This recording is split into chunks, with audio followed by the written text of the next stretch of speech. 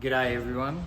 Today I'm going to do a little bit of a run through of one of the main machines I use in my shop, and it is the Panbrake, and it's used for folding materials. I'm going to go through some of its functions, how it works, and some of its limitations, and also what it can do. So stick around and I'll show you my machine. Okay, so first of all is the control system.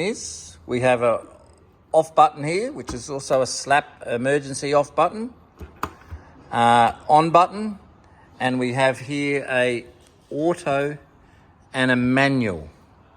I'll show you what they do, and then we also have the main function button.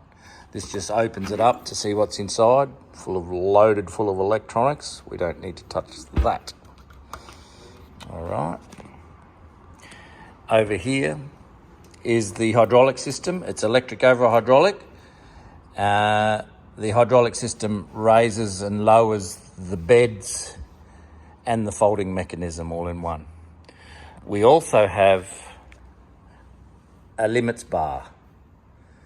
And when we press the button, this little limiting lug here comes over and it touches on the limiter switches and stops it, so you can get the same fold every time. These are just some adjustments on it, which adjust the height of the bed when it's clamped in its clamp position. And these are the adjustable teeth which come out. So there's one missing here, which I have over it, and all of these are in place. They just undo by a simple bolt on the top there, and you can take out individual teeth to do this with.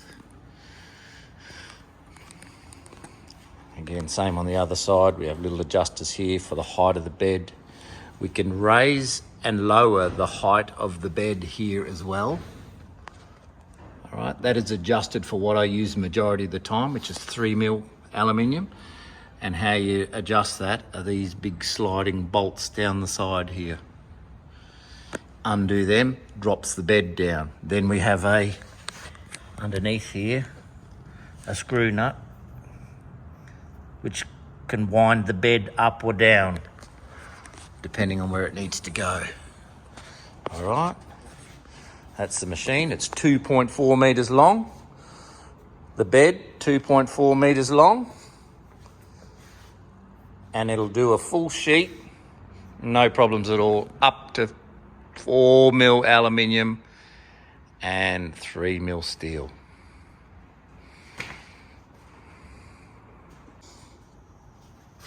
Okay, so first of all, I've cut out some little test pieces for us to use today. We're going to turn on the machine. It gets a little bit noisy. We're going to just quickly run through how this limiting switch can work on this. Okay, so at the moment, there's no limit. It'll go all the way over to the top. But if we want it to stop at like a 45 degree, we have to set this limiting switch. Here we go. Turn it on. We put it on manual. And when it's on manual, it will only go up as far as you press the button. All right? You can see the bed moving up. When it's on auto,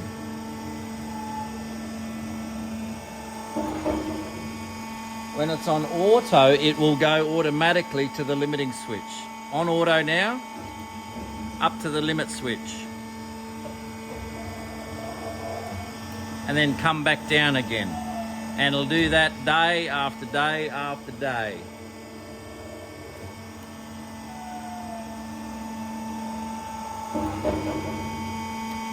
And then to turn it off, hit the button and it's turned off.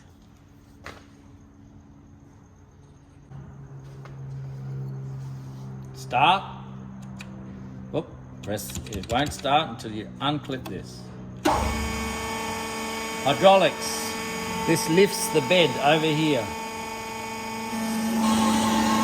and lowers the bed when you push it away.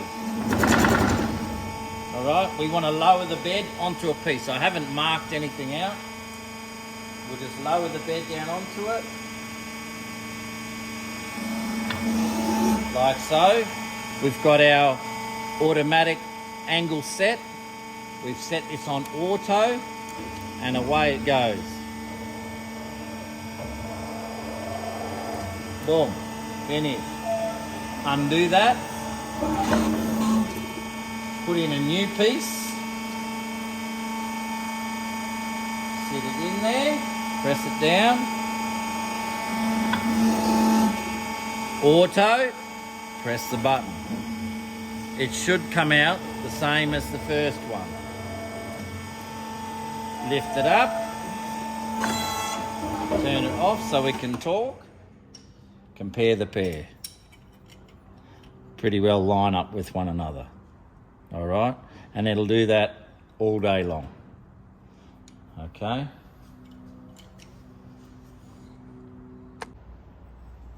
Okay, so now I'm going to show you a couple of its limitations, what a brake press can do differently.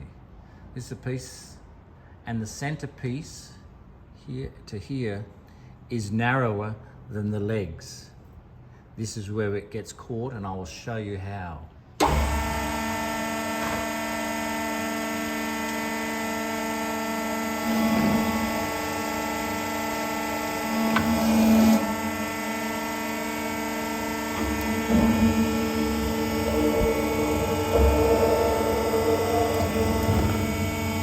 Remove the limiting switch because we don't need that anymore. Let's get up to 90 degrees. About there, it's 90 degrees. We'll undo it. Turn it around, put it back in. And this is the limits of this machine opposed to a brake press, which is a much bigger machine as well. Here we go. If I try to push this to 90, it will hit right there. Once it hits there, then it will break, what we call in the trade, it'll break its back. I must keep going because it's 90 degrees. To get it to 90, it has broken its back. So that's the limitations of this machine. And as you can see, it has bent the back of it in there, and sometimes that's not good enough. We can straighten that out a little bit.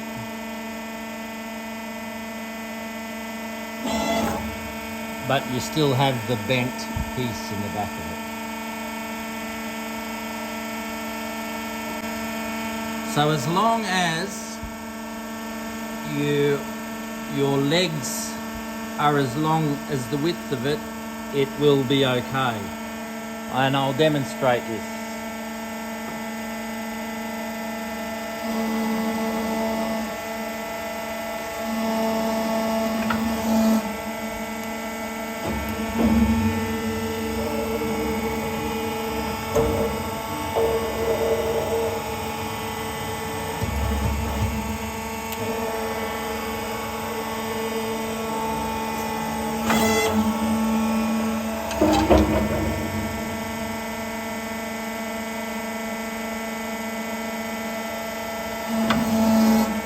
I previously marked the piece out.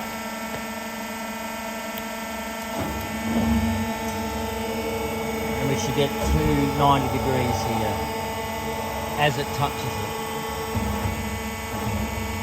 Right.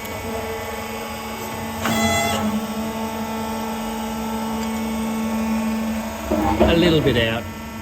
Maybe my measurements are a little bit out, but that's how it effectively works on this machine. Another limitation that it has,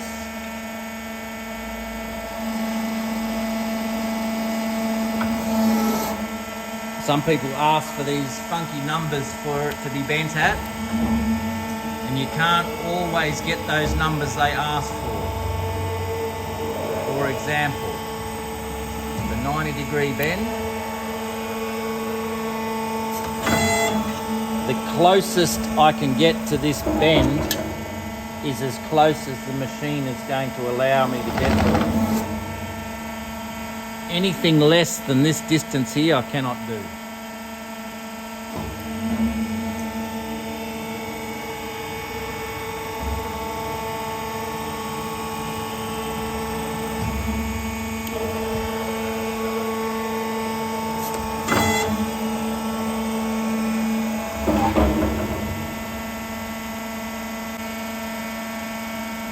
as you can see with this piece here, we have a set radius around here. We can't change that. The only way that you can make a bigger radius is if you break up the radius or put on a piece over the top of this material to give you a slightly different radius. I'll do that now and show you.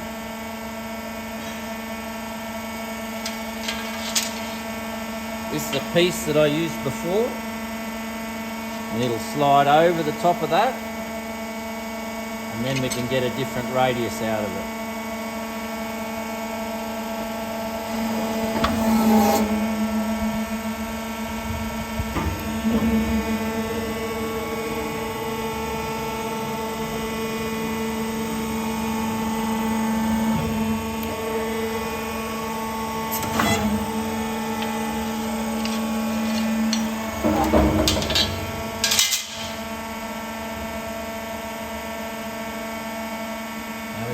Compare the two there, one slightly bigger than the other, really not noticeable, but it is different. The only other way to make a radius bigger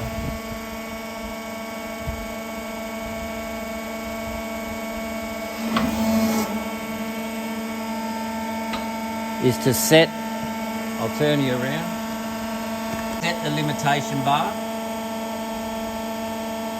Set that, like so, and you can see that limiter is going to hit right here every time. Now I've put a piece in there, and we're going to hit that on auto, and it will come up to the limiter bar, and then stop and go back down. And that has bent my piece that much. Okay? I will do that several times.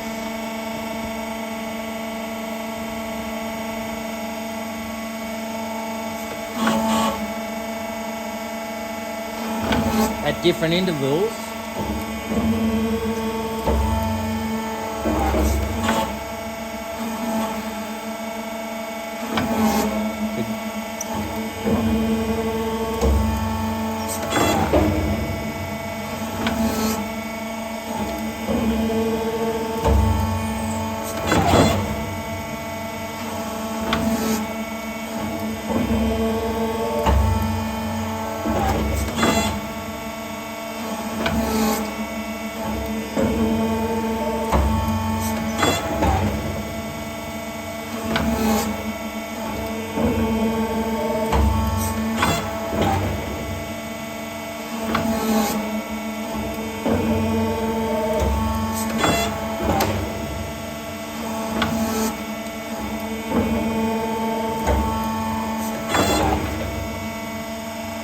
Give us a different radius.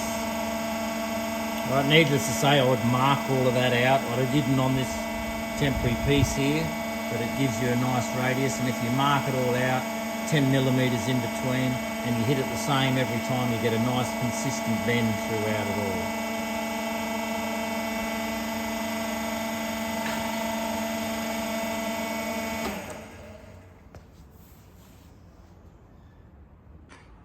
To service the old girl, it has a couple of grease nipples, and then that will squeeze grease in between here and here. It has a couple of oil galleries that you just fill this up with oil and it'll run through into the axle. There's a grease nipple down here.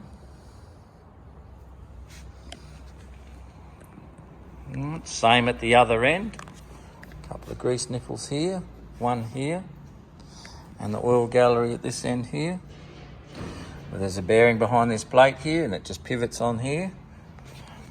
I have had to replace the seals in this machine twice over the 20 odd years that I've had it. It's a great old reliable machine. Hydraulics. I've had to rebuild this hydraulic once as well in all of its time.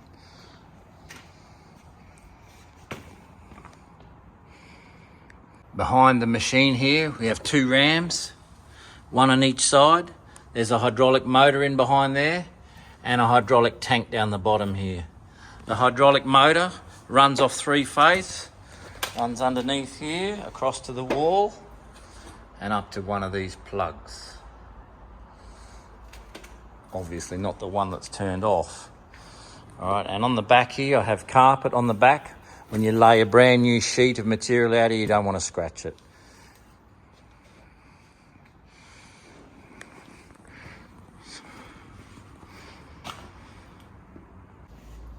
Thank you for watching. My name's Peter. Please like and subscribe to my channel. It helps me in the long run.